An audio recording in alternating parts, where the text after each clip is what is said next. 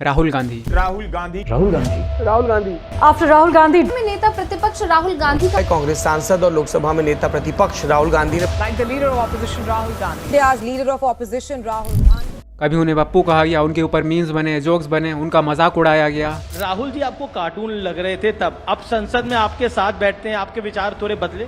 अब तो मुझे वो पूरा कॉमेडी शो लगते हैं। आपके लिए मैं पप्पू हूँ। कौन राहुल? मात्र 14 साल की उम्र में ही उन्हें अपनी दादी को खोना पड़ा। Indira Gandhi madam prime minister को एम्स लेके आए थे, बिल्कुल खून से लिपटी हुई, गोलियों का तो कोई हिसाब ही नहीं था।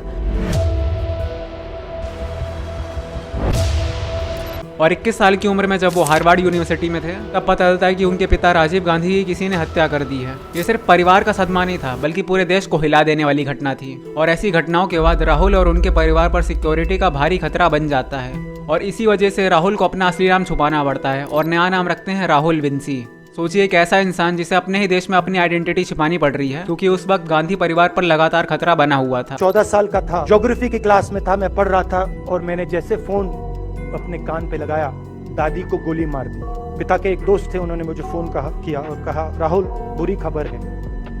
मैंने उनसे कहा, मैं जानता हूँ, पापा मर गए। राहुल अपने दादी और पिताजी के गुजरने के बाद बहुत ही कंफ्यूज थे, लेकिन पॉलिटिक्स के करीब थे। और 1995 में राहुल अपनी हायर स्टडीज कंप्लीट करने के लिए यूके की कैम्ब्रिज यूनिवर्सिटी ज्वाइन करते हैं और वहां से डेवलपमेंट स्टडीज में एमफिल कंप्लीट करते हैं। और फिर फाइनली जाके 2004 में राहुल गांधी वापस इंडिया आते हैं और राजनीति में कदम रखते हैं। और उस टाइम अटल बिहारी वाजपेयी इंडिया के पीएम थे, यानी बीजेपी की सरकार थी। का खेल तो चलेगा, सरकारें आएंगी जाएंगी, पार्टियां बनेगी बिगड़ेंगी, मगर ये देश रहना चाहिए, इस देश का लोकतंत्र अमर रहना चाहिए। लेकिन सवाल ये था कि राहुल गांधी चुनाव लड़ेंगे कहां से। 1967 से ही कांग्रेस का अमेठी पर दबदबा था, और इस टाइम पर फाइनली कांग्रेस चुनाव जीत जाती है और पीएम डॉक्टर मनमोहन सिंह को बनाया जाता है। I am a politician by accident and I became a prime minister by accident. और उसके बाद 2009 में भी कांग्रेस ही जीतती है और डॉक्टर मनमोहन सिंह को ही पीएम बनाया जाता है। अब यहाँ तक तो पॉलिटिक्स बिल्कुल ठीक चल रही थी। 2013 में वो कांग्रेस के उपाध्यक्ष भी बन जाते हैं, लेकिन राजनीति इतनी आसान नहीं थी।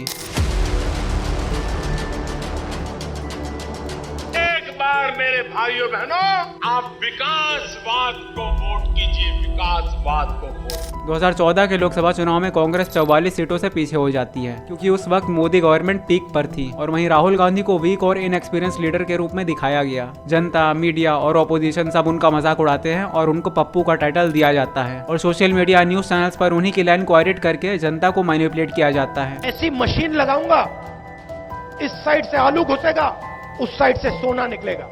मेरे शब्द नहीं है, नरेंद्र मोदी जी के शब्द हैं।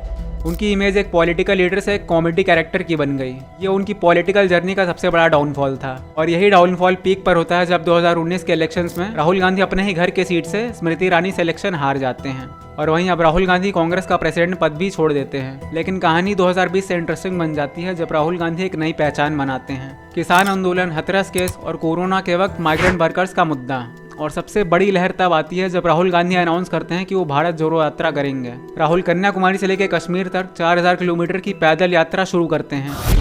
कोई शक्ति इस पद यात्रा को नहीं रोक सकती, क्योंकि ये पद यात्रा हिंदुस्तान की आवाज है। पहले लोगों को मजाक लगता है, लेकिन जब वो यात्रा शुरू करते हैं तब जनता उनसे जुड़ने लगती है। और वही लोग जो उनको कभी ट्रोल किया करते थे, वो उनको एक नई नज़र से देखना शुरू करते हैं। और उसके बाद इन्होंने एक से एक बड़े मुद्दे उठाए। यूथ के लिए रोजगार का सवाल, महंगाई और किसानों की एमएसपी की डिमांड। 2023 में पार्लियामेंट में अडानी इंस्टीट्यूट को उठाया, और मणिपुर के दंगे के वक्त राहुल गांधी सीधे लोगों से मिले और गवर्नमेंट को चैलेंज किया। और इसी कामयाबी मिलती है 2024 के इलेक्शंस में, जब कांग्रेस को 99 सीट्स मिलती हैं, जो कि 2019 में सिर्फ 52 सीट्स थी। और वहीं दूसरी तरफ जहां बीजेपी 400 पार कह रही थी, उसको 250 सीट्स भी नहीं मिली। और इस बार राहुल गांधी अपने दोनों ही सीट से जीत जाते हैं, रायबरेली और वायनाड। और अब लोग राहुल गांधी को धीरे धीरे एक अच्छे पॉलिटिकल लीडर के रूप में देखने लगते हैं। और उसी वक्त उन्होंने एक सीरियस मुद्दा भी उठाया, स्टॉक मार्केट मैनिपुलेशन का। प्रधानमंत्री ने 2-3 बार 4 बार देश को कहा कि स्टॉक मार्केट तेजी से आगे बढ़ने जा रही। होम मिनिस्टर ने सीधा कहा कि 4 जून को स्टॉक मार्केट आसमान में जाएगी, लोगों को खरीदना चाहिए। जून के पहले आप बाय कर लेना, 4 जून के पहले। 4 जून को खटाक से स्टॉक मार्केट अंडरग्राउंड चला जाता है। हजारों करोड़ रुपए यहाँ पे इन्वेस्ट हुए, 30 लाख करोड़ रुपए का लॉस होता है। किसका लॉस होता है? रिटेल इन्वेस्टर्स का लॉस। जिसमें कि राहुल ने साफ बताया कि कैसे बड़े लोगों ने पैसा कमाया और मिडिल क्लास लोगों का पैसा कैसे डूब गया। हिंदुस्तान की स्टॉक मार्केट की हिस्ट्री का सबसे बड़ा स्कैम है। 7 अगस्त 2025 को राहुल प्रेस कॉन्फ्रेंस के सामने आते हैं और पूरे देश को हिला देने वाला मुद्दा सामने रखते हैं, वोट चोरी। यह है चोरी। 5 तरीके से होती है।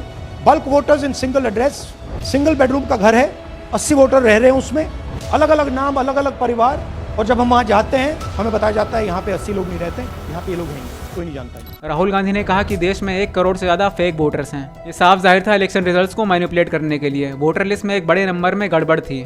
और यहाँ पर मेन हैरान कर देने वाली बात यह थी, ना ही इलेक्शन कमीशन की तरफ से कोई क्लियर रिस्पॉन्स आता है, ना ही ऑपोजिशन की पार्टी से। इसी चीज ने इंडिया को अभी तक हिला के रखा हुआ है। राहुल गांधी के इस क्लेम के बाद लोग उनको एक ऐसे लीडर के रूप में देखते हैं जो कि सिस्टम के सबसे बड़े सच को सामने रखने की हिम्मत रखता है। जहाँ एक टाइम था राहुल गांधी पॉलिटिक्स में खत्म हो चुके थे, वहां से लेकर उनका अब तक का सबसे बड़ा कमबैक था। और दोस्तों लास्ट में आप लोग को मैं यही चीज कहूंगा, अगर आज लोग आप पर हंस रहे हैं, आपका मजाक उड़ा रहे हैं, तो उस चीज को अपने मन में हावी मत होने देना। सो इन चीजों से आप ज्यादा स्ट्रेस मत लिया करो, क्योंकि एक दिन सभी का आता है जब आप लोग ये दिखा दोगे कि हम क्या चीज हैं। सो दोस्तों इसी के साथ इस वीडियो में सिर्फ इतना ही। ऐसी इन्फॉर्मेटिव अच्छी वीडियोस के लिए सब्सक्राइब जरूर कर देना चैनल को। तब तक के लिए जय श्री कृष्ण।